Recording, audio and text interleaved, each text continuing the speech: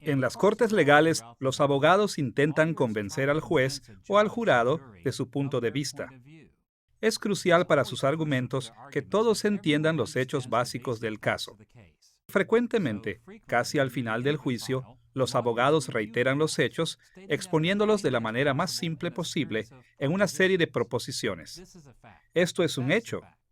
Ese es un hecho. Esto pasó. Eso pasó. Lo mismo es cierto en la teología sistemática. Los teólogos sistemáticos también deben establecer ciertos hechos teológicos.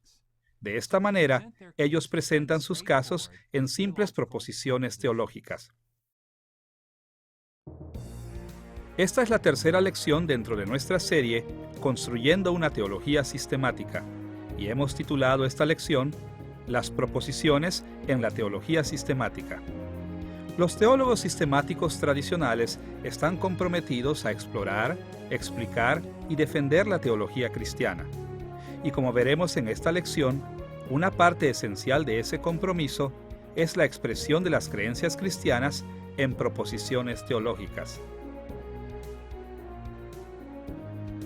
Nuestra lección se dividirá en tres partes principales. Primero, daremos una orientación general hacia las proposiciones en la teología sistemática. ¿Qué son ellas? ¿Y cómo encajan dentro del proceso de la construcción de la teología sistemática? Segundo, exploraremos cómo se forman las proposiciones dentro de la teología sistemática. Y tercero, examinaremos algunos de los valores y peligros de este enfoque en las proposiciones. Comencemos enfocando nuestra atención en algunas consideraciones preliminares, una orientación general hacia este aspecto de la construcción de la teología sistemática. Nuestra orientación hacia las proposiciones en la teología sistemática tendrá que ver con tres temas. Primero, daremos una definición general de las proposiciones. Segundo, nos enfocaremos en su importancia. Y tercero, describiremos el lugar de las proposiciones teológicas.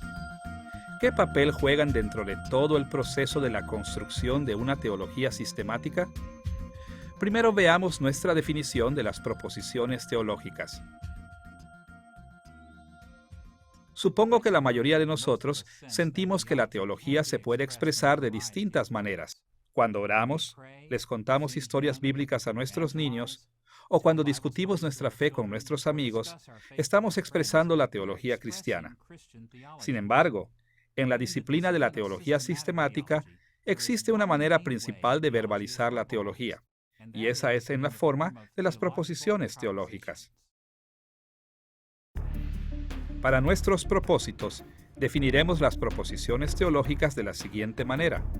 Una proposición teológica es una frase indicativa que afirma lo más directamente posible al menos una declaración teológica objetiva.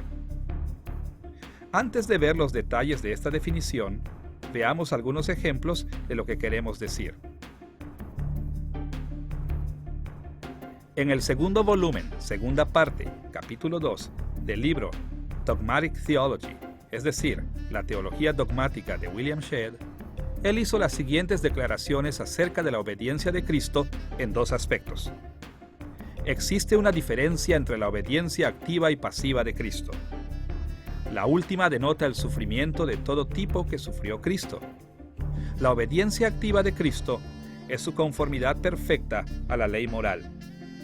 Acá vemos que Shedd hizo tres declaraciones básicas. Primero, hizo una declaración general que la obediencia de Cristo se puede describir en dos categorías, activa y pasiva. La segunda es que la obediencia pasiva de Cristo soportó el sufrimiento. Y la tercera es que la obediencia activa de Cristo hizo que cumpliera perfectamente la ley moral divina. Ahora, al recordar nuestras lecciones previas, podemos ver que Shedd se enfocó en dos términos técnicos, la obediencia pasiva y la obediencia activa. Sin embargo, en esta lección nos interesa más la forma en que los teólogos sistemáticos como Shedd incorporan los términos técnicos dentro de las proposiciones teológicas. Para explorar este tema, veamos una vez más nuestra definición. Una proposición teológica es una frase indicativa que afirma lo más directamente posible al menos una declaración teológica objetiva. Esta definición se enfoca en 4 características de las proposiciones dentro de la teología sistemática. Primero, son frases indicativas. Segundo, son declaraciones objetivas. Tercero, estas declaraciones objetivas de hecho son primordialmente teológicas por naturaleza. Y cuarto, ellas hacen declaraciones teológicas objetivas directas, o como nosotros decimos, declaran asuntos lo más directamente posible. Veamos más a fondo cada uno de los aspectos de esta definición, comenzando con la idea de que las proposiciones teológicas son frases indicativas. Ahora, todos sabemos que existen distintos tipos de frases en el lenguaje humano cotidiano. Por ejemplo, la frase ¿dónde está mi llave? Es interrogativa, una pregunta.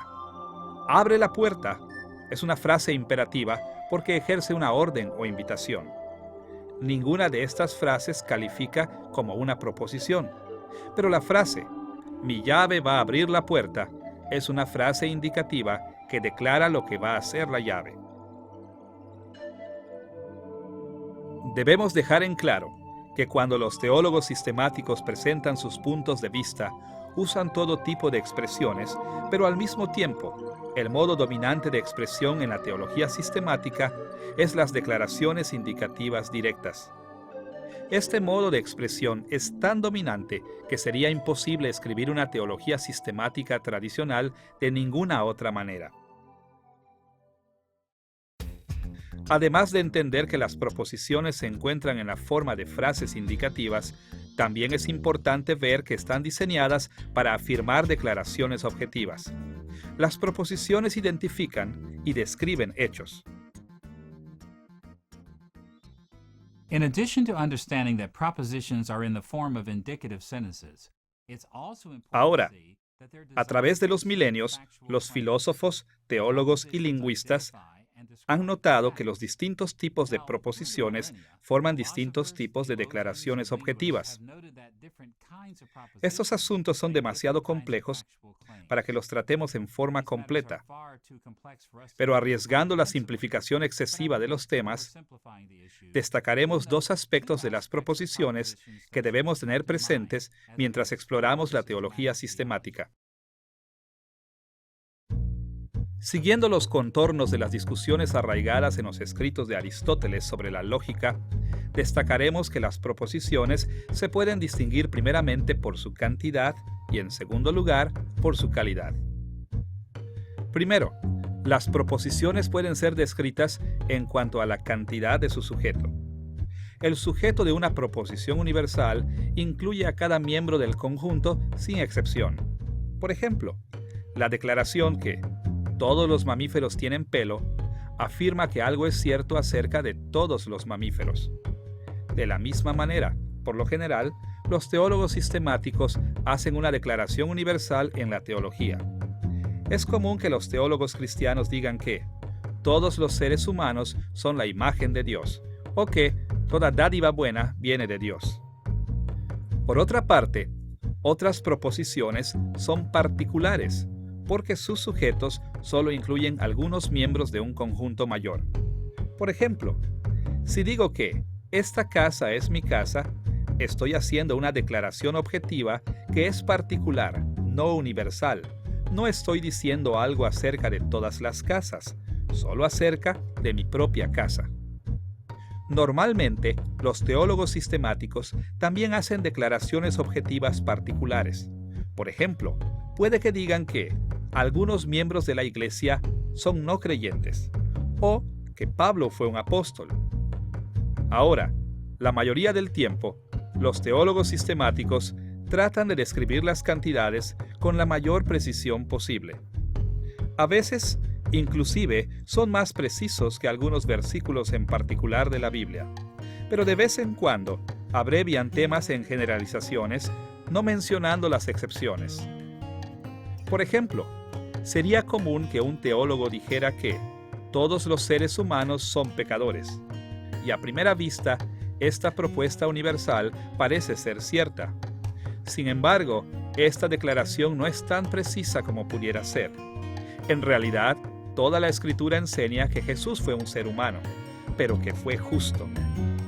Entonces, de vez en cuando, debemos hacer una pausa y preguntarnos si en algún momento dado los teólogos sistemáticos están verdaderamente declarando algo acerca de todas o solo partes de las clases de cosas que describen. Segundo, además de la cantidad, las proposiciones se pueden distinguir por su calidad. Eso quiere decir que se pueden categorizar como declaraciones afirmativas o negativas. Por una parte, las proposiciones afirmativas manifiestan positivamente que algo es cierto. En las conversaciones diarias puede que digamos que este perro es mío. Esta es una declaración particular y afirmativa. Afirma que un perro en particular es una de las muchas cosas que me pertenecen. En la teología sistemática, una proposición que diga que algunos pasajes bíblicos enseñan sobre la santificación también es una proposición afirmativa porque manifiesta que al menos algunos textos bíblicos caen en esta categoría. Una declaración universal y afirmativa en la vida cotidiana indicaría algo como esto: todo lo que perdí es importante para mí, porque manifiesta positivamente que todo lo que perdí es al menos parte de lo que es importante para mí. Por lo general, los teólogos sistemáticos hacen declaraciones similares en su campo de estudio. Por ejemplo, considere la siguiente declaración: todo lo creado fue creado por Dios. Esta proposición afirma que todo lo creado está dentro de las cosas creadas por Dios. Por otra parte, las proposiciones también pueden tener una calidad negativa y puede que sean tanto universales como particulares. Por ejemplo, cuando digo que esta casa no es mi casa, estoy manifestando una proposición particular y negativa. Y si quiero hacer una proposición universal y negativa, puede que diga: nadie en la sala habla inglés. Las declaraciones negativas también aparecen en la teología sistemática. Por ejemplo, Jesús no fue pecador es una proposición negativa y particular. Niega algo con respecto a la persona de Jesús. También encontramos proposiciones negativas universales en la teología sistemática, tales como la declaración que nadie que sigue siendo un no creyente puede ser salvo. Ninguna persona que persiste como no creyente está dentro de los que recibirán la salvación. Es importante que mantengamos presentes estas diferencias en la cantidad y calidad mientras estudiamos la teología sistemática.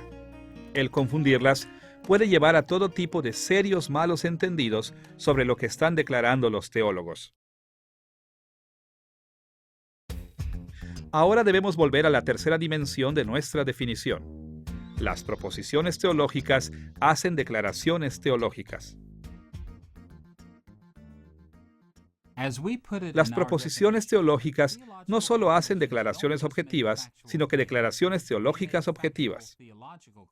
Ahora, es cierto que los teólogos sistemáticos se refieren a los hechos de la historia y a los conceptos filosóficos que no encajan perfectamente bajo el rubro teológico. Sin embargo, su tema principal es la teología.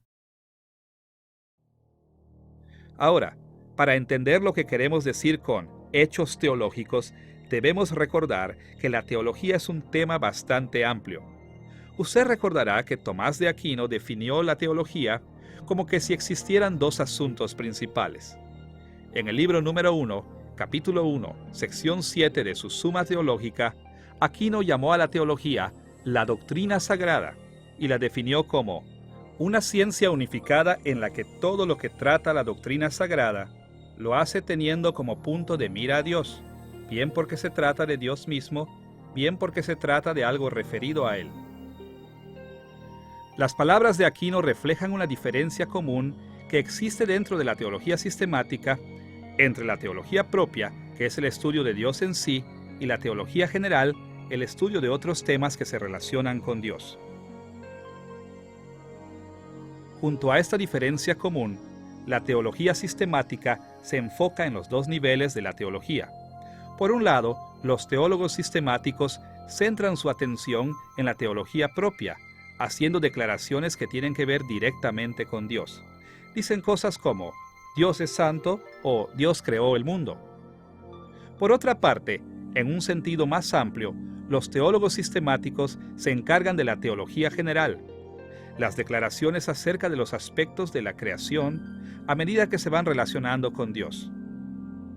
En cuanto a la salvación, normalmente dicen cosas como la salvación es por la gracia de Dios, o en cuanto a la condición de la humanidad, normalmente dicen cosas como toda la gente que vive hoy es pecadora.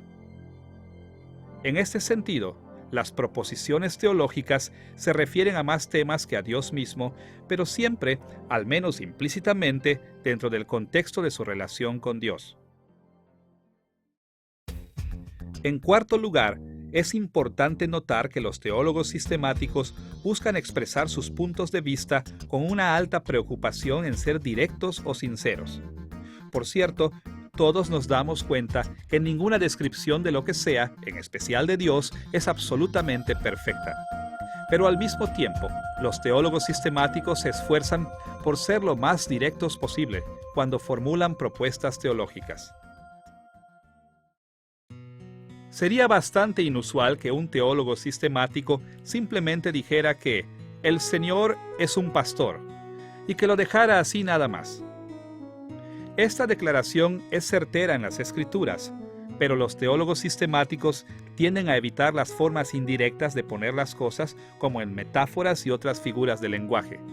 Entonces, en vez de decir que el Señor es un pastor, los teólogos sistemáticos tienden a restablecer el asunto más directamente, diciendo que Dios se preocupa de su pueblo con un cuidado providencial especial. Quieren expresarse lo más posible en proposiciones explícitas y directas. Para resumir, debemos tener presente que nos estamos enfocando en un tipo de expresión un tanto específica que domina la teología sistemática. Para nuestros fines, podemos pensar en las expresiones teológicas como frases indicativas que afirman lo más directamente posible al menos una declaración teológica objetiva.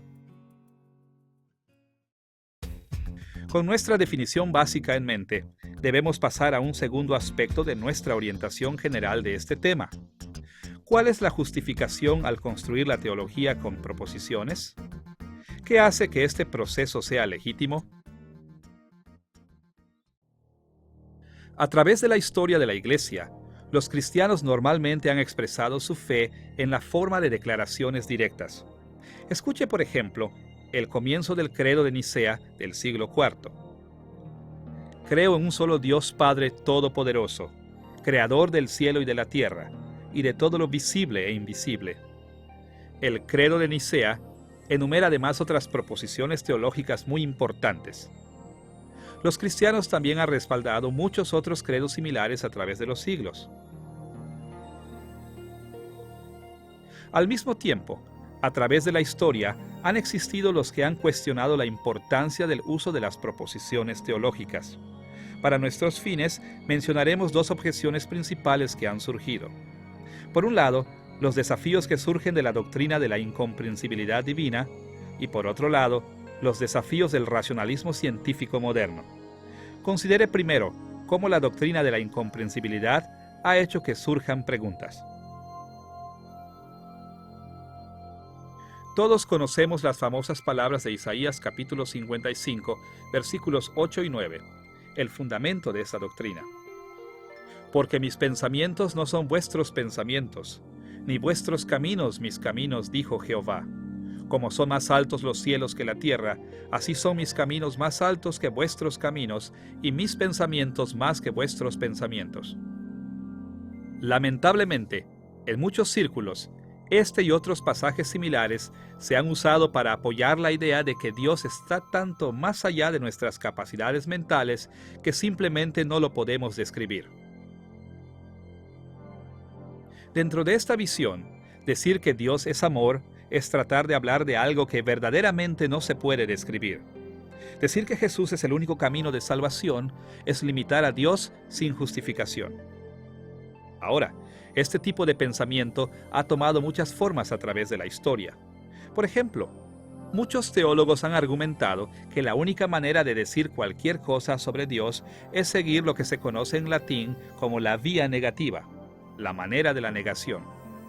Dentro de esta visión, no podemos hacer declaraciones positivas acerca de Dios, solamente podemos negar cosas sobre Él, contrastándolo con la creación. Solamente podemos decir cosas como: Dios no se limita al espacio, Dios no está sujeto al tiempo, Dios no es físico.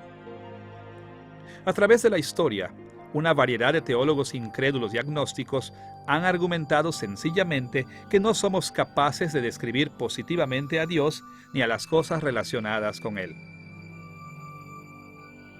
En contraste con estas perspectivas, como seguidores de Cristo debemos evaluar la importancia de las proposiciones teológicas mediante el testimonio de la Escritura. Los teólogos sistemáticos tradicionales siguen las Escrituras, hablando de la incomprensibilidad de Dios juntamente con el hecho de que Dios puede ser conocido cuando Él mismo se revela.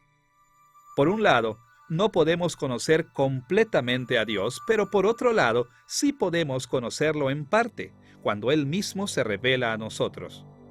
Y este conocimiento parcial de Dios sigue siendo conocimiento verdadero. Un pasaje de la Escritura deja en claro esta diferencia. Deuteronomio capítulo 29, versículo 29. En este versículo, Moisés resumió el asunto para Israel de esta manera: Las cosas secretas pertenecen a Jehová nuestro Dios, mas las reveladas son para nosotros y para nuestros hijos por siempre, para que cumplamos todas las palabras de esta ley. Fíjese que existen dos categorías de cosas en esta perspectiva. Por un lado, Moisés habló de las cosas secretas. Estos son asuntos que Dios no le revela a la humanidad, el conocimiento de los cuales Él se reserva solamente para Él. Por cierto, siempre debemos recordar que el secreto, las cosas no reveladas, son infinitas en propósitos. Al mismo tiempo, fíjese que Moisés no dijo simplemente que Dios dejaba de revelarnos los secretos a nosotros. También dijo que algunas cosas sí eran reveladas. Eso quiere decir que Dios las ha revelado en su palabra. Y tal como lo dijo Moisés, estas cosas reveladas son para nosotros y para nuestros hijos por siempre. En otras palabras, Dios espera que creamos y que abracemos con todo nuestro ser lo que Él ha revelado. Por lo tanto, este hecho muestra que legítimamente se puede declarar lo que Él ha revelado. Además de los desafíos que surgen de la doctrina de la incomprensibilidad, la importancia de las proposiciones teológicas también ha sido cuestionada por el racionalismo científico moderno. En los últimos 2 siglos, los siglos de la ciencia moderna, muchas escuelas de pensamiento han argumentado que la teología es una pseudociencia o ciencia falsa. Eso quiere decir que los teólogos sistemáticos puede que declaren verdades objetivas, pero eso es tan solo un pretexto. En las ciencias modernas, cuando deseamos saber la verdad de un asunto, formamos hipótesis y sujetamos estas hipótesis a la validez empírica. Solo después de esto, las aceptamos como verdaderas. Sin embargo, los científicos rápidamente han destacado que las proposiciones teológicas no pueden ser probadas de esta manera. Ahora bien, todos debemos admitir que, al menos en un sentido, eso es cierto.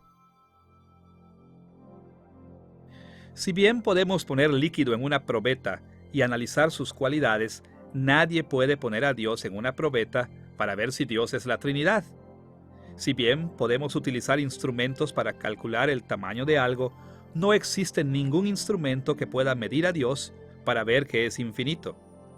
Por esta razón, mucha gente moderna ha dicho que los teólogos son como los artistas y los poetas, quienes proyectan sus sentimientos, intuiciones religiosas y emociones.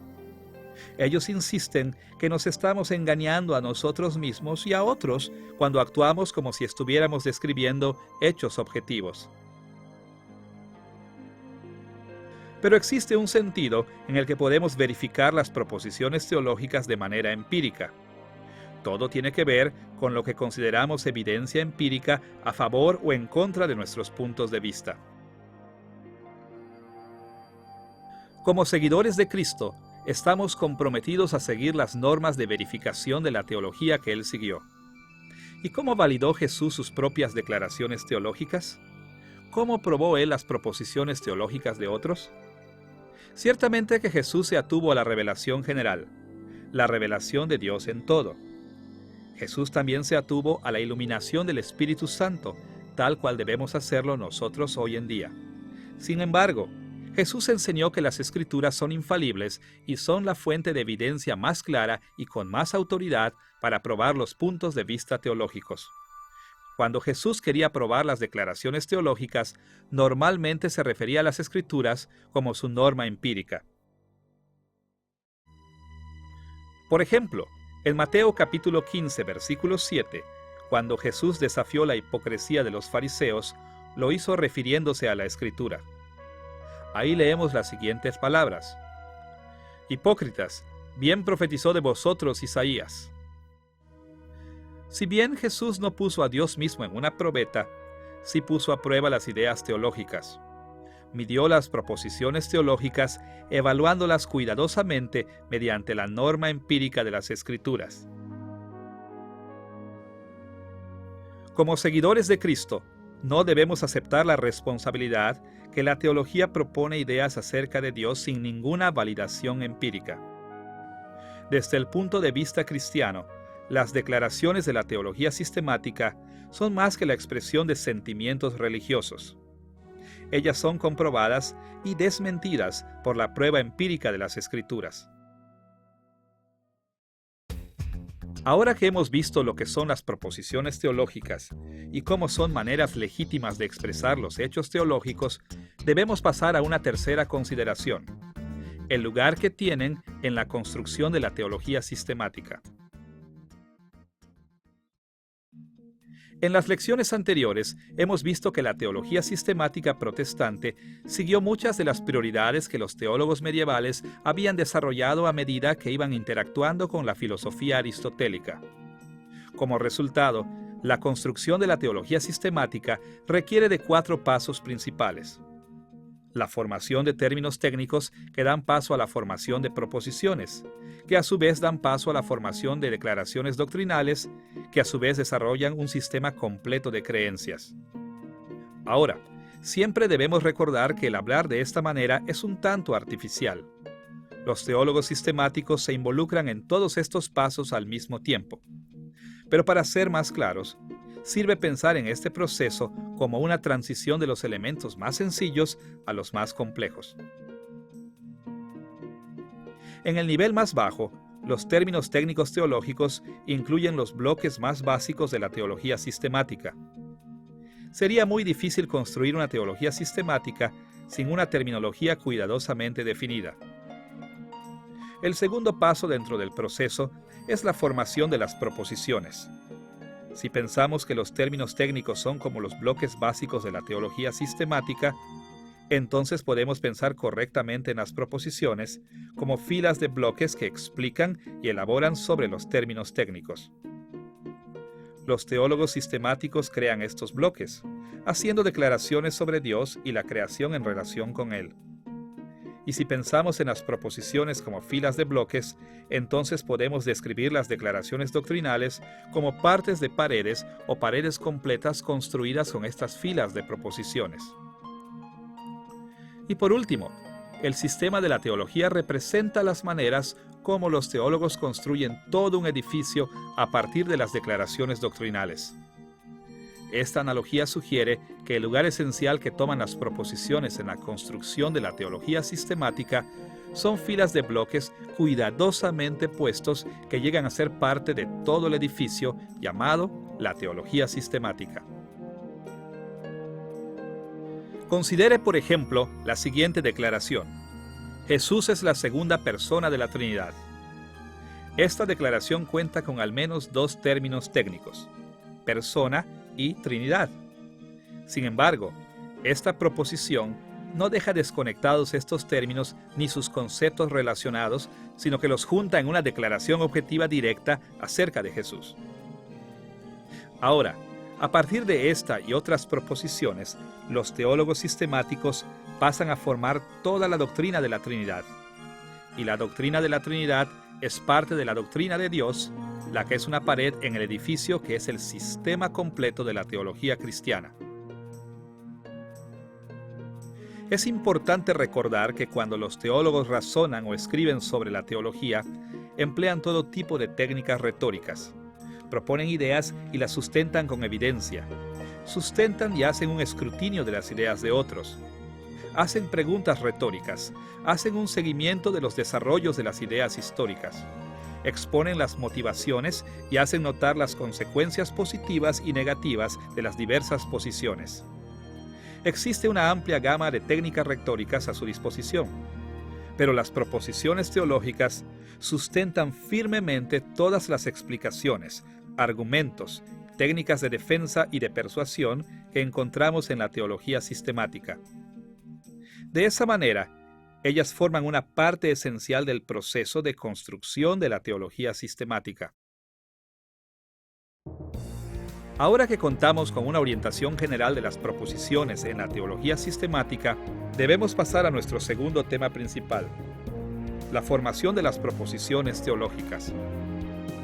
¿Cómo formulan los teólogos sistemáticos las proposiciones con las que construyen su teología?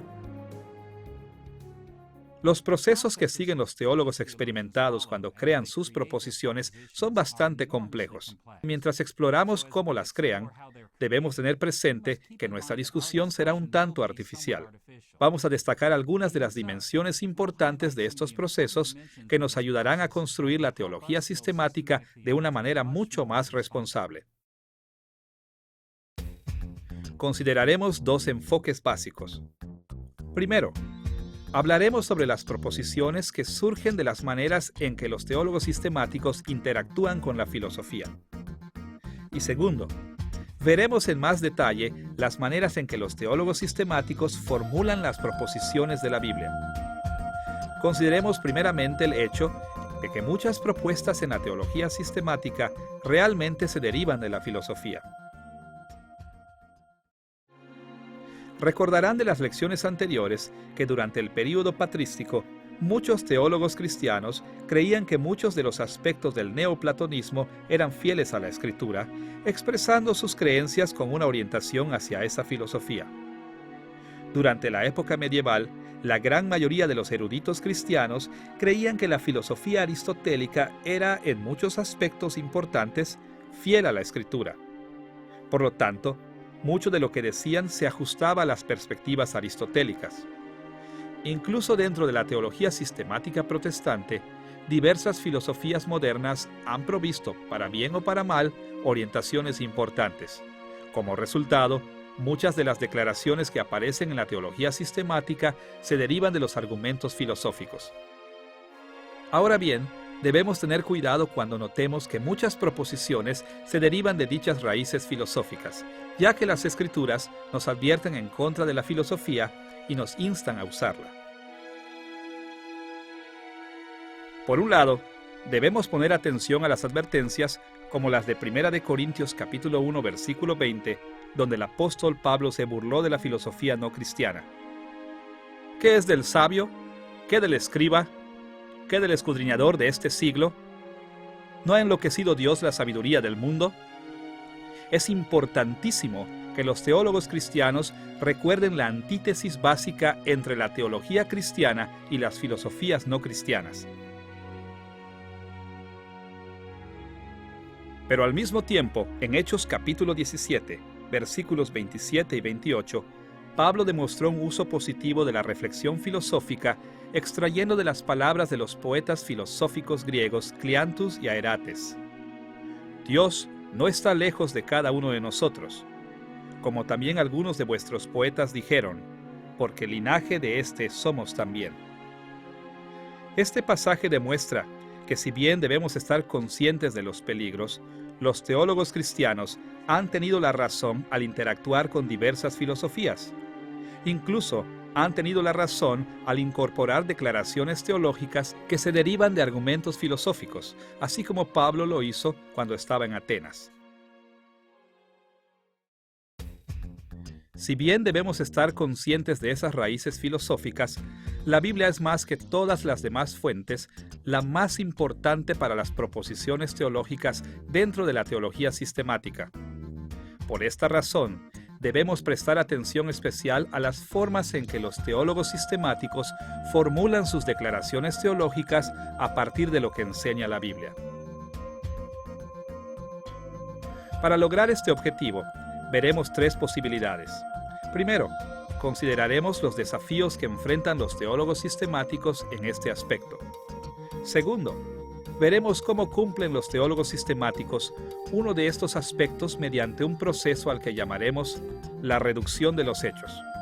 Y tercero, exploraremos cómo enfrentan los teólogos sistemáticos otro aspecto de estos desafíos a través de la acumulación de los hechos. Veamos primeramente los desafíos que enfrentan los teólogos sistemáticos cuando formulan las proposiciones a partir de la Biblia. Cuando los alumnos de teología por primera vez comienzan a estudiar teología sistemática, normalmente tienen la impresión que el crear proposiciones teológicas es un asunto sencillo. Piensan que solamente necesitamos leer la Biblia y repetir lo que dice. A veces esto es cierto porque la Biblia sí incluye algunas proposiciones, pero también existen muchos desafíos importantes. Además de los efectos de la condición humana imperfecta y pecaminosa, las Escrituras mismas presentan al menos dos desafíos para formular las proposiciones teológicas. Un desafío surge de la variedad literaria que encontramos en la Biblia, y otro desafío surge de la organización doctrinal de la Biblia. Considere primero las dificultades con las que se encuentran los teólogos sistemáticos debido a la variedad literaria de las Escrituras. La Biblia no es un terreno literario plano que repite el mismo tipo de material una y otra vez.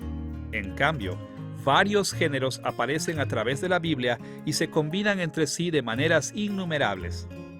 La Biblia contiene mezclas de narración, ley, poesía, profecía y epístolas, por nombrar solo algunas. Dentro de cada uno de estos géneros mayores existen distintos tipos de expresiones: declaraciones, mandatos, preguntas, quejas, alientos, exclamaciones, bendiciones, citas, listas, estatutos, títulos, instrucciones técnicas, firmas. La lista es extensa, y junto a estas variedades se encuentran las innumerables figuras de expresión y otras sutilezas literarias que le dan el sabor a la escritura de distintas maneras. Esta gran variedad literaria complica la formulación de las proposiciones teológicas. Imagine por un momento que la Biblia fuera un libro que solo consistiera de proposiciones directas, enumerando sencillamente un hecho después del otro. Si este fuera el caso, entonces el uso de la Biblia en la teología sistemática sería relativamente fácil. Pero por supuesto, la Escritura no es así. Es literariamente diversa. Ahora bien, imagine que los teólogos sistemáticos se inclinaran a expresar su teología con una gran variedad literaria. Imagine que sus teologías estuvieran llenas de poesía, narrativas, mandatos, epístolas, quejas, figuras de expresión y similares.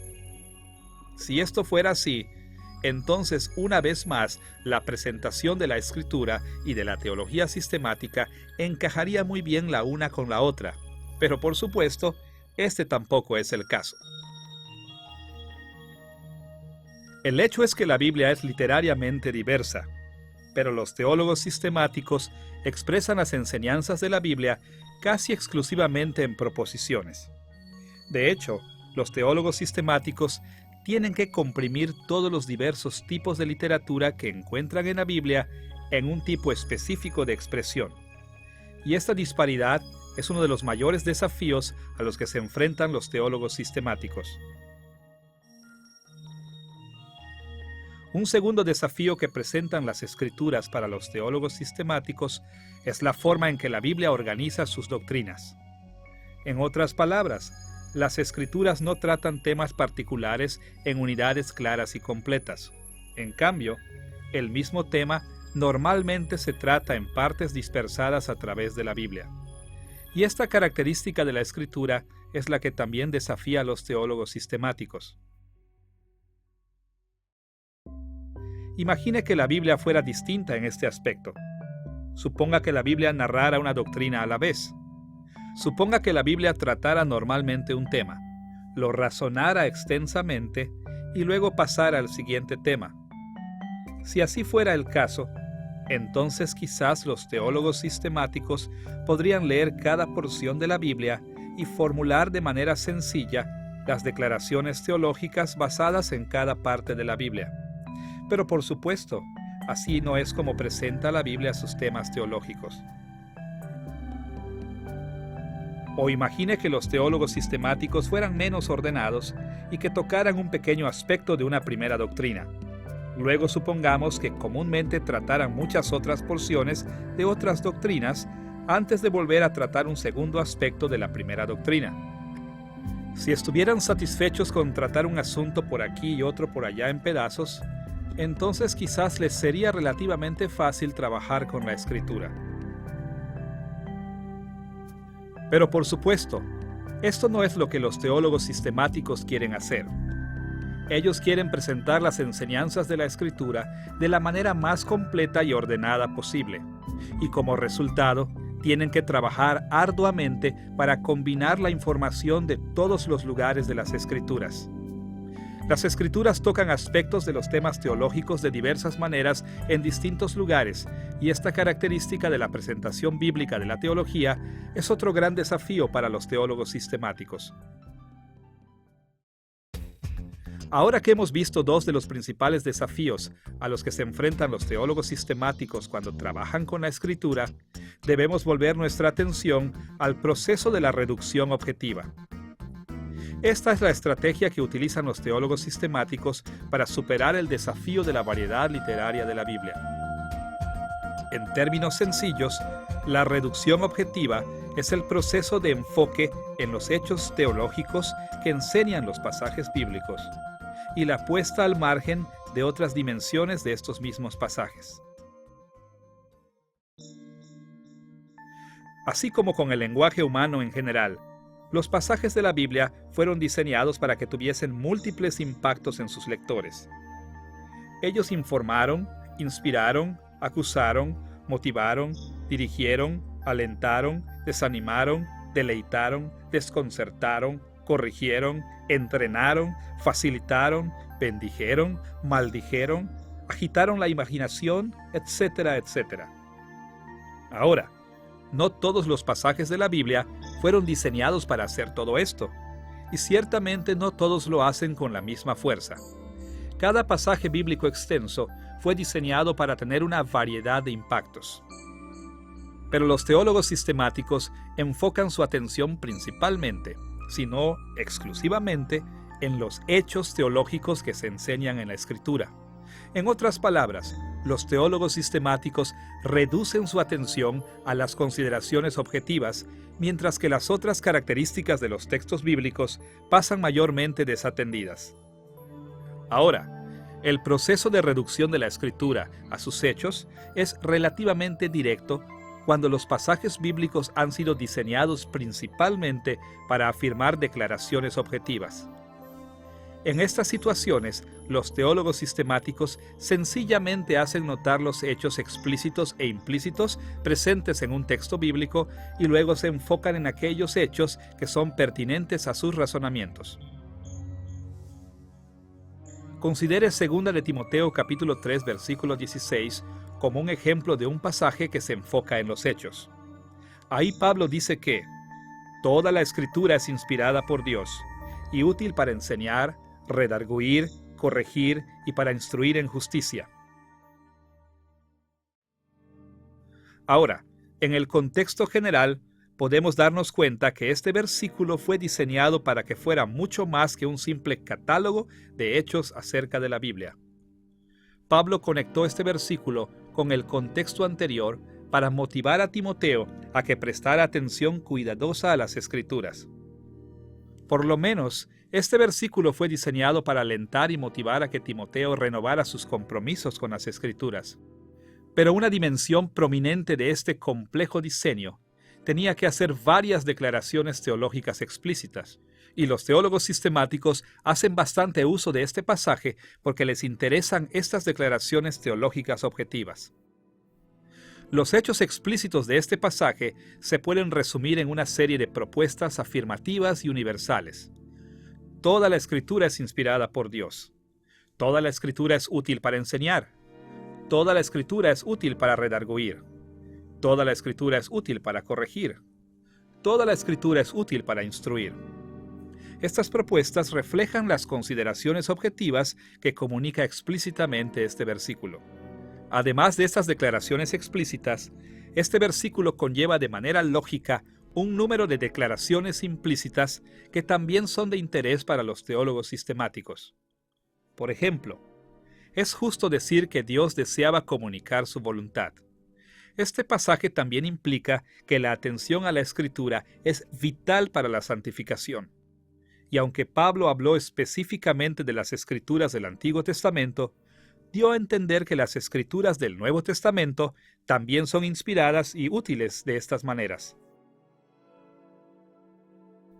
Habiendo identificado estos hechos teológicos explícitos e implícitos, los teólogos sistemáticos pueden entonces explicar y defender sus razonamientos sobre distintos temas teológicos.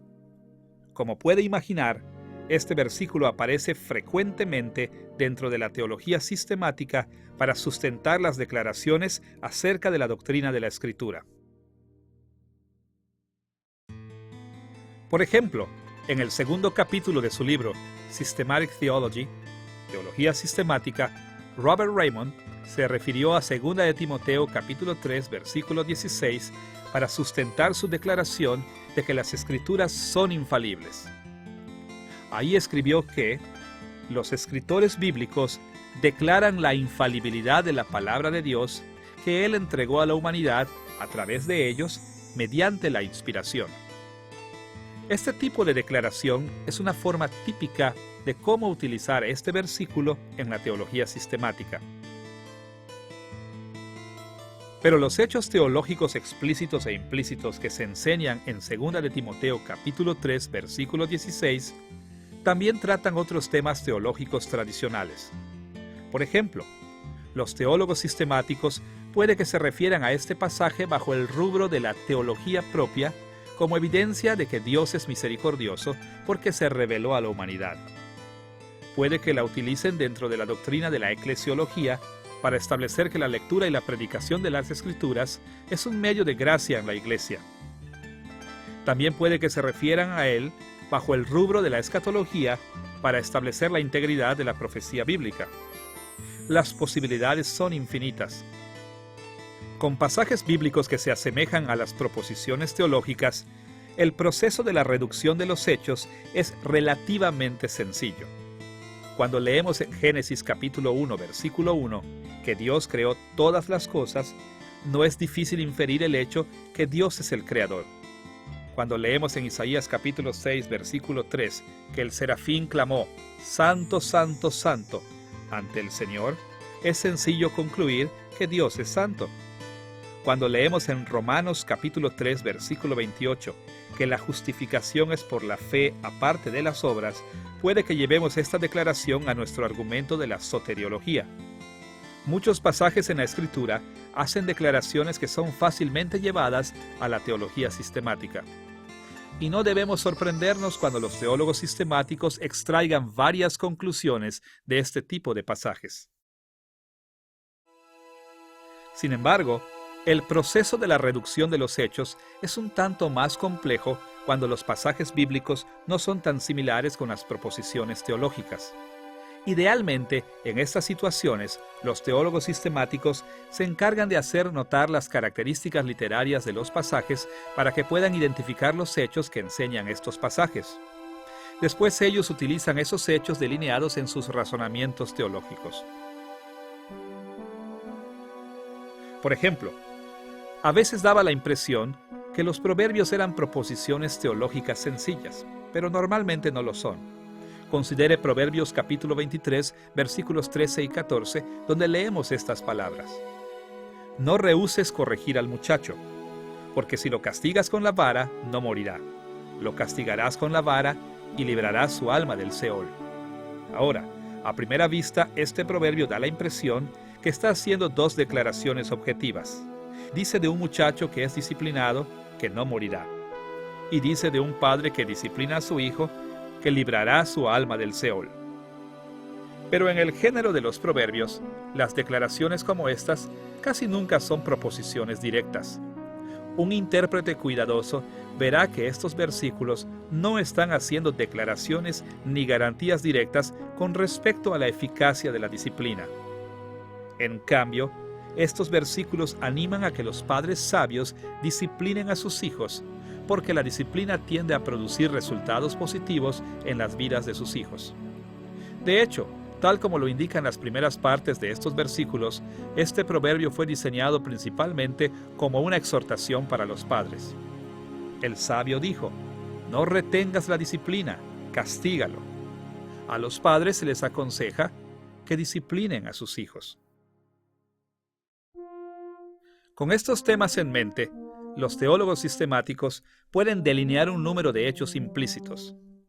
Por ejemplo, bajo la doctrina de la antropología, los teólogos sistemáticos podrían utilizar este pasaje como evidencia de que los niños son pecadores. Bajo el rubro de la santificación, lo podrían utilizar para establecer que la disciplina de los padres está diseñada para el crecimiento en la santidad. Es bien interesante que al menos un teólogo sistemático ciertamente haya utilizado este pasaje para sustentar un punto de vista en la escatología. En el tercer capítulo de la parte 6, en su teología sistemática, Louis Berkhof usó Proverbios capítulo 23, versículo 14, para sacar a la luz un aspecto de la doctrina de la resurrección de los muertos. Él dijo esto: ciertamente no faltan evidencias que ya había una creencia en la resurrección antes del exilio. Se da a entender en los pasajes que hablan de una liberación del Seol. Acá, Berkhof concluyó que las palabras salvar su alma de la muerte en Proverbios capítulo 23, versículo 14, implicaban que los fieles israelitas del Antiguo Testamento creían en la resurrección general de los muertos. Mediante una importante reducción de los hechos, Berkhof sustentó un aspecto de la escatología con un pasaje principalmente diseñado para animar a que los padres disciplinaran a sus hijos. Ahora, a veces el enfocarse en los hechos puede que se reduzca incluso más. Por ejemplo, usted recordará que los teólogos tienden a declarar cosas lo más directamente posible. Por lo que si un pasaje emplea figuras de lenguaje, los teólogos sistemáticos tienden a explicar lo que esas figuras de lenguaje significan en forma sencilla. Considere este tipo de reducción dramática de los hechos en el capítulo 48 del libro Christian Theology, Teología Cristiana, de Millard Erickson, donde discute la palabra de Dios como un medio de la gracia. Él hace notar una serie de metáforas y símiles para la palabra de Dios que aparecen en una variada colección de pasajes bíblicos. Tal como él lo dijo, existe una rica serie de imágenes que representan la naturaleza y función de la palabra de Dios: un martillo, un espejo, una semilla, la lluvia y la nieve, la leche, la carne sólida, el oro y la plata, una lámpara, una espada y un fuego. Ahora, el hecho que Erickson haya mencionado esas imágenes es un tanto inusual para la teología sistemática. Sin embargo, debemos notar que más que tratar de explorar el rico impacto imaginativo que estas imágenes tienen en los lectores, él las resumió a través de la reducción de los hechos en una proposición directa y sencilla. Como él lo dijo, estas imágenes transmiten la idea que la palabra de Dios es poderosa y capaz de lograr grandes obras en la vida de la persona. Ahora, no puedo imaginar a nadie que esté seriamente en desacuerdo con su evaluación, pero también queda claro que esta evaluación es el producto de una reducción de los hechos bien extensa, dejando a un lado el impacto más amplio de estas imágenes en favor de la declaración sencilla de un hecho que ellos hayan probado. Como pueden imaginarse, el proceso de la reducción de los hechos funciona de esta manera con muchos pasajes. Por ejemplo, podemos deducir del primer mandamiento en Éxodo capítulo 20, versículo 3, donde Dios dice que no debe haber otros dioses delante de Él, que el Dios de la Escritura es supremo sobre todos los otros poderes sobrenaturales. Podemos concluir del primer versículo de Salmo 105, que llama a la alabanza a Dios, que Dios es digno de alabanza. Si bien los pasajes bíblicos fueron diseñados para impactar a sus lectores de diversas formas, los teólogos sistemáticos casi siempre se enfocan en el contenido objetivo y explican estos hechos en proposiciones teológicas directas. Los teólogos sistemáticos superan el desafío de la variedad de la literatura bíblica mediante el proceso de la reducción de los hechos.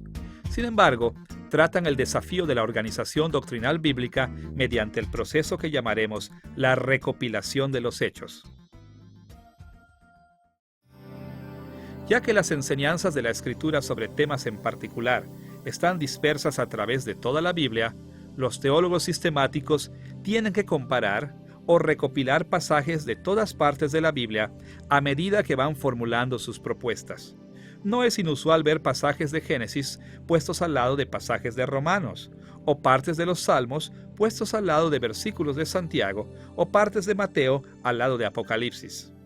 Sacan los pasajes de distintas partes de la Biblia y los asocian entre sí porque enseñan hechos teológicos relacionados.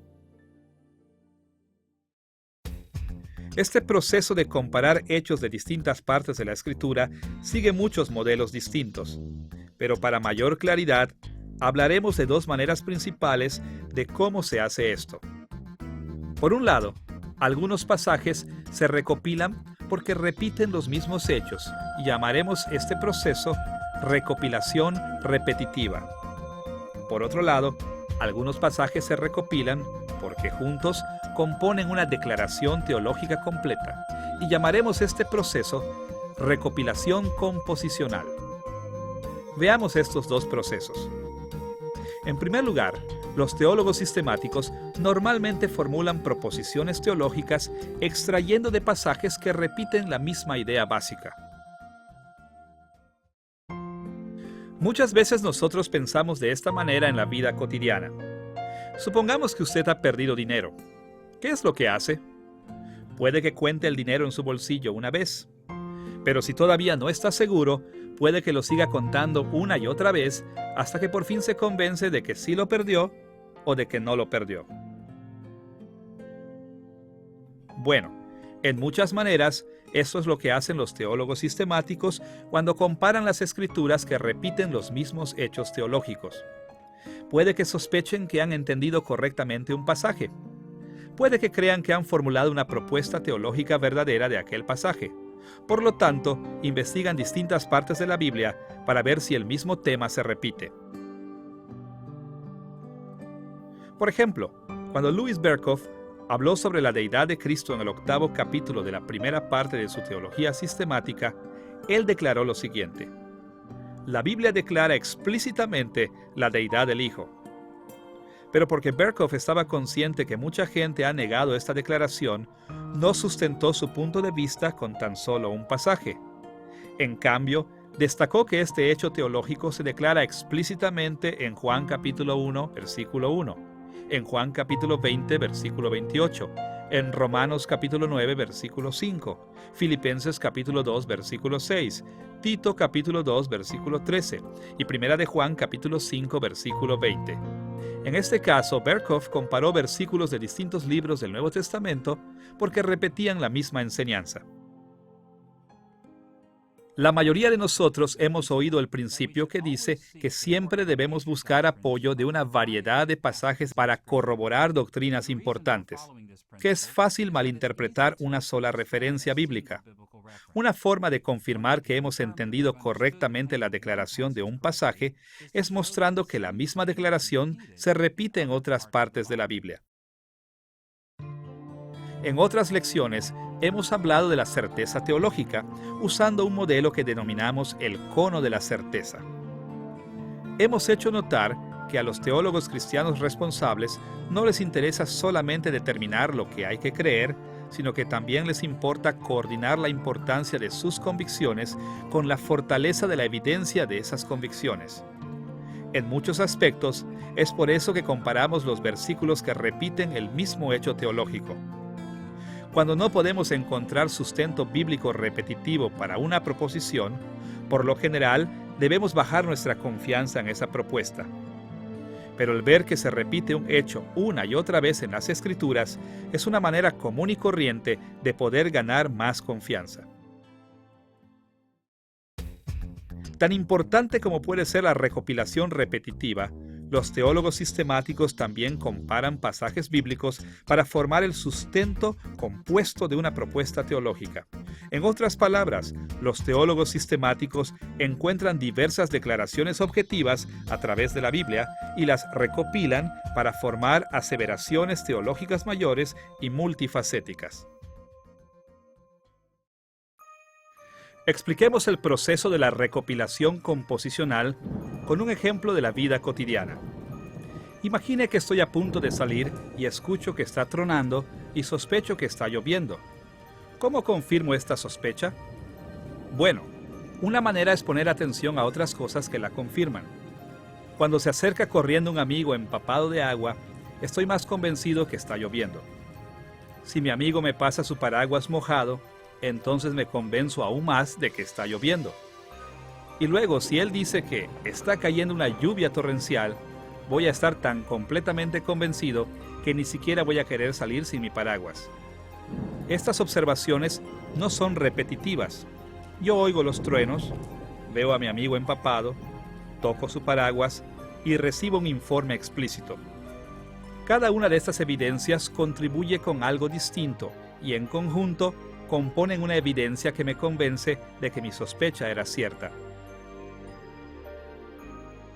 De igual manera, los teólogos sistemáticos siguen un modelo similar en la recopilación composicional. Se dan cuenta de que se enseña algo en un pasaje. Luego se dan cuenta de que hay otro asunto relacionado en otro pasaje. Después se encuentran otros pasajes que enseñan otras ideas relevantes. Entonces juntan toda esa información para formular una proposición teológica compuesta de todos estos hechos teológicos. Para ver cómo funciona este proceso, volvamos al argumento de Berkhof acerca de la deidad de Cristo en el capítulo 8 de la primera parte de su Teología Sistemática. Ya hemos visto que él hizo notar la repetición de las declaraciones explícitas de que Cristo es divino cuando dijo que la Biblia declaraba explícitamente la deidad del Hijo. Pero su proposición teológica de que Cristo es completamente divino también se sustenta con la recopilación composicional de declaraciones relacionadas pero distintas que descubrió en muchas partes de la Escritura. Continuó diciendo que la Biblia también les asigna nombres divinos a él. Le asigna atributos divinos. Habla de él haciendo obras divinas y le atribuye honor divino. La conclusión de Berkhof de que Cristo es Dios no se basó en ninguna de estas declaraciones de manera individual, sino que en base a la acumulación de todas estas declaraciones teológicas. No es difícil entender por qué Berkhof hizo esto. La creencia de que Cristo es divino ha sido desafiada por muchos intérpretes de la Escritura, por lo que no era adecuado simplemente mostrar que algunos versículos declaraban su deidad. Él quería confirmar que entendía estos versículos correctamente, agregando el apoyo de otras consideraciones. El hecho de que las Escrituras le atribuyen a Cristo nombres divinos, que le asignan atributos divinos, como la omnipresencia y la omnisciencia, de que hablan de él haciendo cosas que Dios hace, como crear y sustentar todas las cosas, que le dan el honor debido solo a Dios, como la adoración y la oración. Estas declaraciones objetivas bíblicas se juntan para componer la evidencia apremiante que Berkhof tenía una verdadera proposición teológica, es decir, la proposición de que Cristo es divino. Es así que los teólogos sistemáticos formulan las proposiciones teológicas de las Escrituras, primero reduciendo su enfoque hacia los hechos que se declaran en los pasajes bíblicos, y segundo, comparando los pasajes de distintas partes de la Escritura. A través de estos medios, los teólogos sistemáticos pueden tener la confianza que han formulado proposiciones teológicas que son fieles a la Escritura. Ahora que hemos recibido una orientación general sobre las proposiciones teológicas y que hemos visto cómo las formulan los teólogos sistemáticos, estamos listos para pasar a nuestro tercer tema principal: los valores y peligros de las proposiciones teológicas dentro de la teología sistemática. Mientras vamos explorando este asunto, seguiremos el modelo de las lecciones previas de esta serie, considerando los efectos de las proposiciones en tres recursos principales para la construcción de la teología cristiana. Usted recordará que los cristianos deben construir la teología a partir de la revelación especial y general de Dios. Nosotros obtenemos el entendimiento de la revelación especial principalmente a través de la exégesis de la Escritura. Aprendemos dimensiones importantes de la revelación general, tanto de la interacción en comunidad, aprendiendo de otros, especialmente de otros cristianos, como de la vida cristiana, es decir, nuestras experiencias de vida al servicio de Cristo. Porque estos recursos son de tal importancia, exploraremos los valores y peligros de las proposiciones teológicas en relación con cada una de ellas. Primero veremos las proposiciones y la vida cristiana. Segundo, exploraremos las proposiciones en relación con la interacción en comunidad. Y tercero, examinaremos las proposiciones en conexión con la exégesis de la Escritura. Veamos primero el recurso teológico de la vida cristiana. La vida cristiana se resume en el proceso de la santificación personal, y como hemos visto en otras lecciones, la santificación personal se lleva a cabo a nivel conceptual, conductual y emocional, o como lo decimos, en los niveles de la ortodoxia, la ortopraxis y la ortopatía. El tiempo no nos va a permitir explorar todas las formas cómo afectan las proposiciones teológicas a estos diversos aspectos de la santificación. Por lo tanto, nos vamos a limitar a una forma principal en que pueden mejorar y una forma principal en la que pueden impedir la vida cristiana. Veamos primero una forma en cómo las proposiciones teológicas pueden mejorar nuestros intentos de vivir para Cristo. Una de las mayores ventajas de las proposiciones teológicas tradicionales es que ellas expresan clara y brevemente muchos aspectos importantes de nuestra fe. En la actualidad, la mayoría de los cristianos no son capaces de expresar exactamente lo que creen. Y ya que no podemos hacer resúmenes satisfactorios de nuestras creencias, normalmente se nos hace difícil vivir para Cristo en nuestras vidas cotidianas. Recuerdo que una vez hablé con una joven que no se sentía cómoda con el hecho de que su iglesia toleraba ciertos estilos de vida inmorales entre sus miembros, pero ella no quería irse. Ella me dijo, no sé qué hacer. Recibo tanto de las predicaciones que no quiero dejar de asistir a mi iglesia. Entonces le pregunté, ¿cuáles crees que son las características de la iglesia verdadera? Ella me miró con una mirada en blanco y por último me dijo, no sé. Entonces le dije, no creo que vayas a poder decidir qué hacer con respecto a tu iglesia hasta que no decidas qué es lo que crees que debe caracterizar a una iglesia verdadera. Después le dije, la teología protestante enseña que existen tres características de la iglesia verdadera. Ellas son la predicación fiel de la palabra, la fiel administración de los sacramentos y la práctica fiel de la disciplina de la iglesia. Me dijo, me hubiera gustado que alguien me hubiera dicho eso antes. En el mundo moderno, normalmente los cristianos no quieren tomar el tiempo para aprender ni siquiera las declaraciones más básicas del cristianismo, por lo que sustituyen proposiciones teológicas bien formuladas con opiniones basadas en sentimientos o sin base. Pero el resultado de esto es normalmente el mismo. Cuando debemos tomar decisiones importantes, cuando nos enfrentamos con decisiones morales cotidianas, no sabemos qué hacer porque no somos capaces de expresar proposiciones teológicas bien formuladas. La teología sistemática tradicional nos ha entregado muchas proposiciones que son fieles a la Escritura. y el aprenderlas es una de las cosas más útiles que pueden hacer los cristianos a medida que buscan vivir para Cristo. Ahora, tan bueno como pueda ser la familiarización con las proposiciones teológicas tradicionales, también puede ser el caso de que el enfatizarlas mucho o el confiar demasiado en ellas puede realmente impedir la vida cristiana. Una manera en que esto es cierto es que los cristianos que estudian la teología sistemática por lo general piensan que un conjunto de proposiciones teológicas es todo lo que necesitan para tomar decisiones prácticas en la vida cristiana. Ahora, como ya hemos visto, las proposiciones teológicas pueden ser muy útiles, pero al mismo tiempo, siempre debemos recordar que existe una brecha entre las proposiciones normales de la teología y las opciones que debemos decidir como cristianos. Las proposiciones teológicas típicamente son bastante abstractas o tratan asuntos distintos a los que estamos enfrentando. Por lo tanto, no tratan específicamente las situaciones que estamos enfrentando y como resultado no pueden siempre ofrecer suficiente dirección para las decisiones prácticas que debemos tomar. Lamentablemente, los creyentes que se involucran demasiado en las proposiciones, por lo general no se dan cuenta de cuán grande es esta brecha. Se convencen a sí mismos de que todo lo que tienen que hacer es pensar de manera lógica sobre un conjunto de proposiciones y luego todo va a tener sentido. Pero en realidad, en toda decisión que tomemos como cristianos, debemos depender no tan solo de las proposiciones teológicas, sino que también de las cosas como los detalles de nuestra situación y el ministerio personal del Espíritu Santo.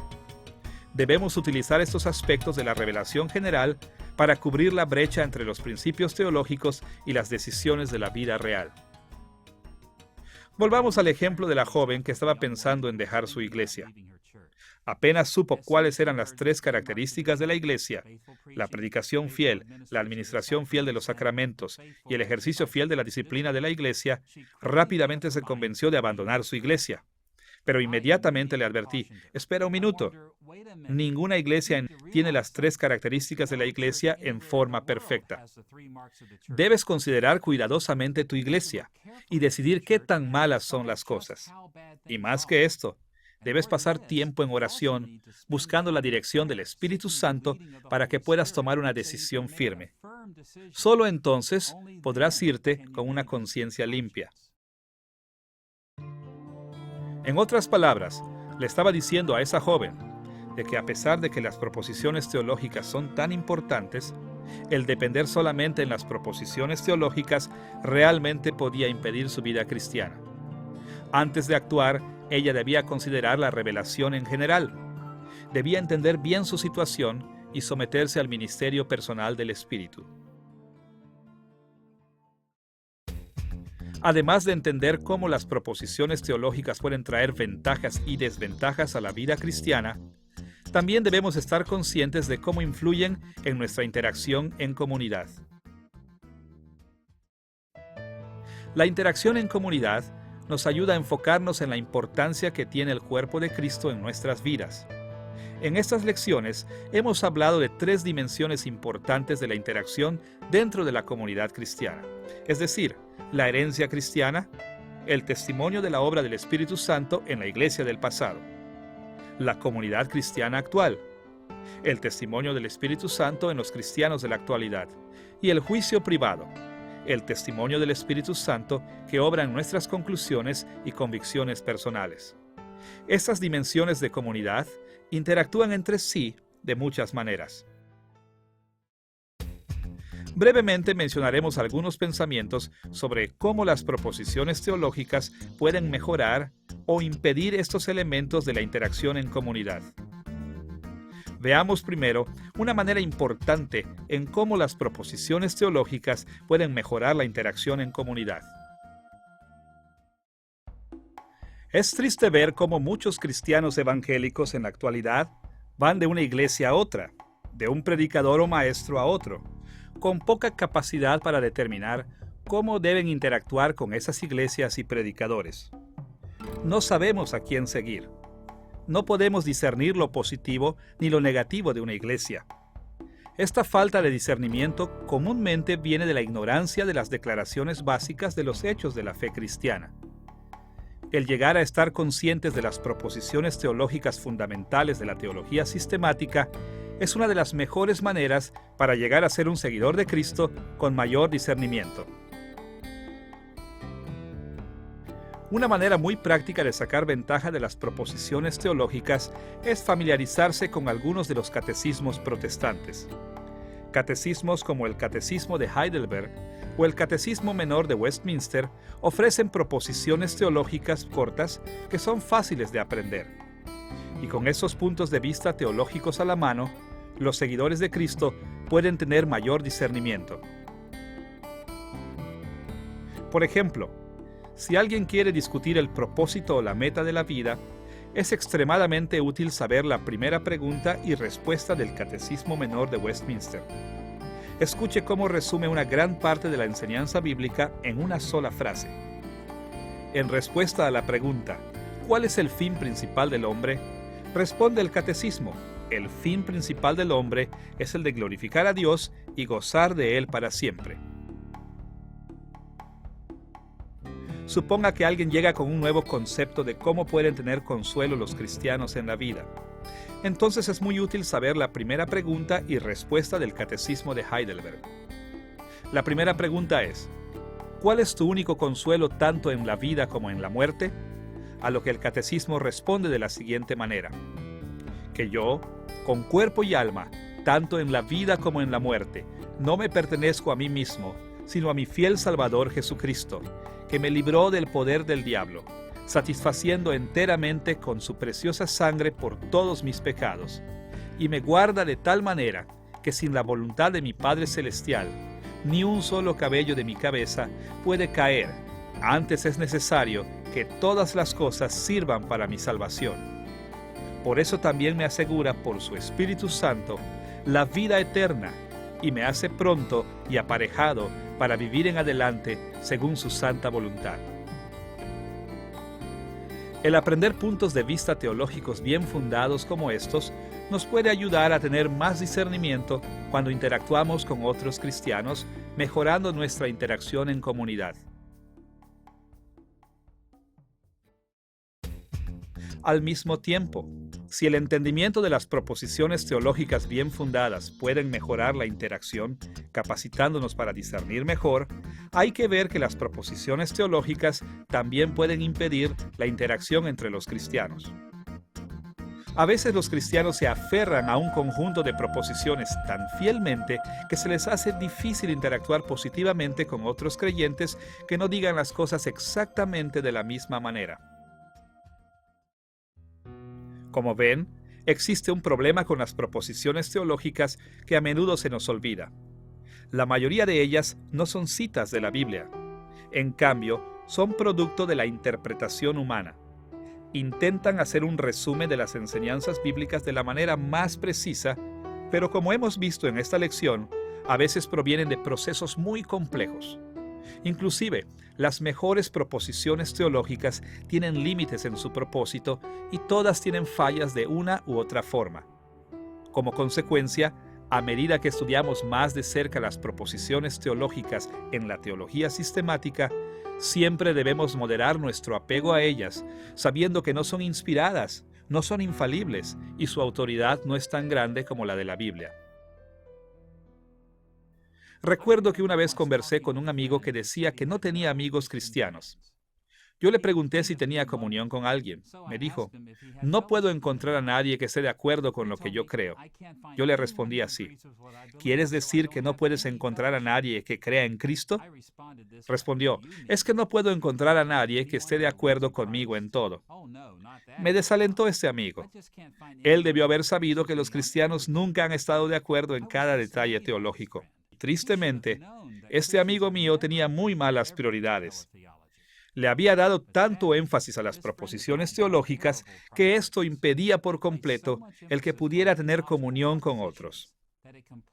A través de los siglos, la causa de Cristo ha sufrido un daño tremendo cuando los cristianos han permitido que sus compromisos teológicos impidan sus interacciones con otros cristianos.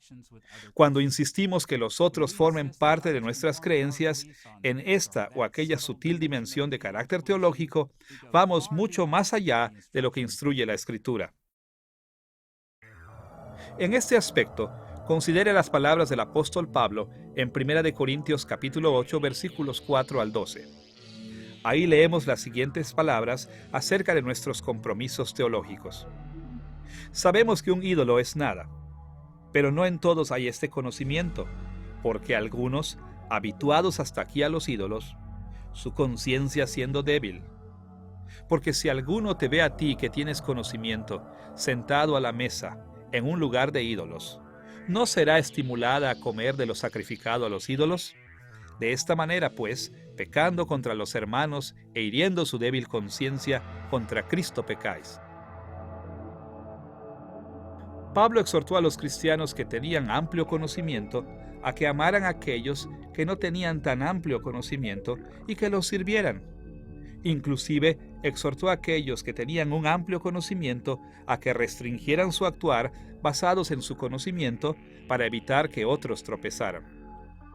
En lugar de instar a la división y al elitismo, Pablo insistía en que aquellos que poseían buena teología encontraran buenas maneras de tener comunión con aquellos cuya teología era débil en los temas de menor importancia.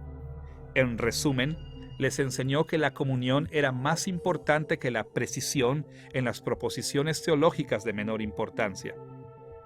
Es hora de que todos nosotros aprendamos a trabajar junto a otros cristianos que no están de acuerdo con nosotros en cada detalle. Habiendo visto algunas de las formas en cómo se relacionan las proposiciones teológicas con la vida cristiana y la interacción en comunidad, debemos pasar a la tercera fuente teológica principal: la exégesis de la Escritura. ¿Cómo afectan las proposiciones de la teología sistemática nuestra interpretación de la Biblia? La exégesis es vital en la construcción de la teología cristiana, ya que es nuestro acceso más directo a la revelación especial de Dios en la Escritura. Hemos sugerido en otra lección que sirve pensar en tres maneras principales en cómo el Espíritu Santo ha guiado a la Iglesia para interpretar las Escrituras. Hemos titulado estas categorías el análisis literario, el análisis histórico y el análisis temático. El análisis literario ve a las Escrituras como una pintura, como representaciones artísticas diseñadas por autores humanos para que influyan en sus audiencias originales mediante sus características literarias únicas. El análisis histórico ve las Escrituras como una ventana a la historia, una forma de ver y de aprender de los eventos históricos antiguos que registra la Biblia. Y el análisis temático trata las Escrituras como un espejo, una manera de reflexionar en las preguntas y temas que nos interesan. Con estos contornos de la exégesis en mente, debemos explorar las formas en cómo las proposiciones teológicas pueden mejorar o impedir nuestra interpretación de la Biblia. Una de las maneras más obvias en que las proposiciones nos ayudan en la exégesis es la manera en cómo clarifican las declaraciones teológicas a través de la Biblia.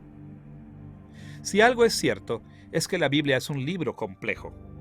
Sus diversos géneros literarios, las referencias históricas y las enseñanzas teológicas son tan extensas que muchos cristianos no son capaces de ver mucha coherencia en la Biblia. Y como resultado, muchos de nosotros quedamos satisfechos con la búsqueda y el estudio de tan solo pequeñas porciones de la Escritura para aprender algunos principios de por aquí y de por allá de este o ese pasaje. Tan pronto como empezamos a expandir nuestro conocimiento de la Biblia, nos encontramos perdidos en la confusión. A esta confusión llega la ayuda de siglos de interpretación fiel mediante las proposiciones teológicas de la teología sistemática. Por siglos, los cristianos bien informados han investigado las Escrituras para descubrir las declaraciones teológicas que aparecen ahí. Y el conocer esos resúmenes de la enseñanza de la Escritura puede darnos guías útiles mientras nos abrimos camino a través del variado terreno de la Biblia. Les recomiendo a mis alumnos que una manera útil de entrar en la enseñanza de cualquier pasaje bíblico es buscar las maneras en que el pasaje toca los temas teológicos importantes que aparecen dentro de la teología sistemática. No toda porción de la Biblia tendrá algo que decir con respecto a cada proposición teológica, sino que la lectura de un pasaje, teniendo en mente las proposiciones teológicas básicas, normalmente servirá para entregar una orientación de un pasaje bíblico. Por ejemplo, puede que preguntemos, ¿acaso Génesis capítulo 1 enseña acerca de Dios como lo enfatizan los teólogos sistemáticos? Bueno, entre otras cosas, enseña que Dios es el creador del universo. ¿Y qué dice acerca de los seres humanos, que es enfatizado por la teología sistemática? Bueno, enseña que somos criaturas, que somos la imagen de Dios y que Dios nos ha mandado ejercer dominio sobre la tierra. El aprendizaje de cómo los pasajes específicos se refieren a las declaraciones de los hechos de la teología sistemática es una de las mayores ventajas de la exégesis que ofrece la teología sistemática. Tan valiosas como sean las proposiciones para la exégesis, también debemos estar conscientes de una de las maneras más importantes en cómo pueden impedir nuestra interpretación de la Escritura. Ya hemos hablado de las maneras en cómo los teólogos sistemáticos interpretan la Escritura mediante la reducción de los hechos, cómo se concentran en las declaraciones de hechos explícitas e implícitas de los pasajes bíblicos y cómo dejan a un lado otras cosas que las Escrituras tienen para nosotros. Pero el hecho es que Dios inspiró las Escrituras para que nos impactaran en una variedad de niveles, e hizo esto porque necesitamos su dirección en todas estas formas. Por lo tanto, cuando generalmente destacamos tan solo las declaraciones objetivas, nos privamos de las muchas cosas que Dios nos ofrece en las Escrituras. Podemos hablar de los diversos impactos que deben tener las Escrituras, pero un planteamiento útil es hablar de las tres dimensiones interconectadas en todos los textos bíblicos. En primer lugar, los pasajes bíblicos tienen un impacto informativo. Esto quiere decir que entregan hechos explícitos e implícitos que debemos conocer y creer. Esta es la fortaleza de la teología sistemática. Su objetivo es aislar y comparar estos hechos en proposiciones teológicas. Pero al mismo tiempo, los pasajes bíblicos tienen un impacto direccional. Nos entregan direcciones morales explícitas e implícitas para nuestras vidas. Esto se hace más obvio cuando tratamos pasajes que vienen en la forma de mandatos. Pero incluso los pasajes que fueron diseñados primordialmente para declarar información también implican responsabilidades morales. Pablo dejó bastante claro este punto en 2 de Timoteo capítulo 3 versículos 16 y 17. Escuchen sus palabras ahí una vez más. Toda la Escritura es inspirada por Dios y útil para enseñar, para redarguir, para corregir, para instruir en justicia, a fin de que el hombre de Dios esté enteramente preparado para toda buena obra. De acuerdo a Pablo, todo pasaje bíblico fue diseñado para que tuviera alguna medida de impacto direccional. En tercer lugar, los pasajes bíblicos también tienen un impacto emocional. Explícita o implícitamente apuntan a las emociones de los lectores. Esta función de la Escritura es más obvia cuando leemos textos altamente emocionales como los Salmos u otros pasajes en donde los escritores bíblicos enfatizan las emociones. Pero todo pasaje bíblico tiene el potencial de tocarnos emocionalmente. Considere Mateo capítulo 22, versículos 37 al 40, en el que Jesús hizo un resumen del Antiguo Testamento de la siguiente manera. Amarás al Señor tu Dios con todo tu corazón, y con toda tu alma, y con toda tu mente. Este es el primero y grande mandamiento. Y el segundo es semejante, amarás a tu prójimo como a ti mismo. De estos dos mandamientos depende toda la ley y los profetas. En las Escrituras, el amor es un concepto muy emocional y de acuerdo a Jesús es fundamental para nuestra fe. Los escritores bíblicos nos hacen un llamado a que experimentemos todo tipo de emociones santas. Esperan que nos motivemos para odiar el pecado y sus consecuencias. Esperan que lloremos y nos regocijemos y que experimentemos toda la gama de las emociones humanas apropiadas en respuesta a lo que vemos en las páginas de la Escritura. Este diseño variado de las Escrituras es la razón por la cual no debemos restringirnos a buscar proposiciones teológicas en la Biblia. Es importante tener en orden nuestros hechos, pero también es importante que tengamos en orden nuestra moral y nuestras emociones. Las riquezas de la Escritura esperan ser descubiertas mediante una exégesis cuidadosa. Sin embargo, la interpretación cuidadosa de la Biblia debe ser lo suficientemente amplia para descubrir todo lo que nos ofrecen las Escrituras. Es así que las proposiciones dentro de la teología sistemática nos ofrecen muchos valores y muchos peligros. Pueden mejorar la vida cristiana, la interacción en comunidad y la exégesis de la Escritura de muchas maneras. Pero también pueden impedir nuestro acceso a estos tres principales recursos teológicos. En esta lección, hemos explorado las proposiciones y la teología sistemática, y hemos llegado a un entendimiento básico de lo que son y por qué son importantes. También hemos visto cómo se formulan las proposiciones dentro de la teología sistemática, y hemos explorado algunos de los valores y peligros que presentan.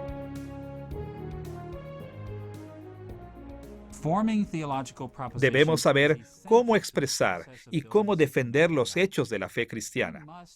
Por esta razón, las proposiciones teológicas han sido cruciales en la construcción de la teología sistemática a través de los siglos y son vitales en la construcción de la sana teología sistemática, incluso en la actualidad.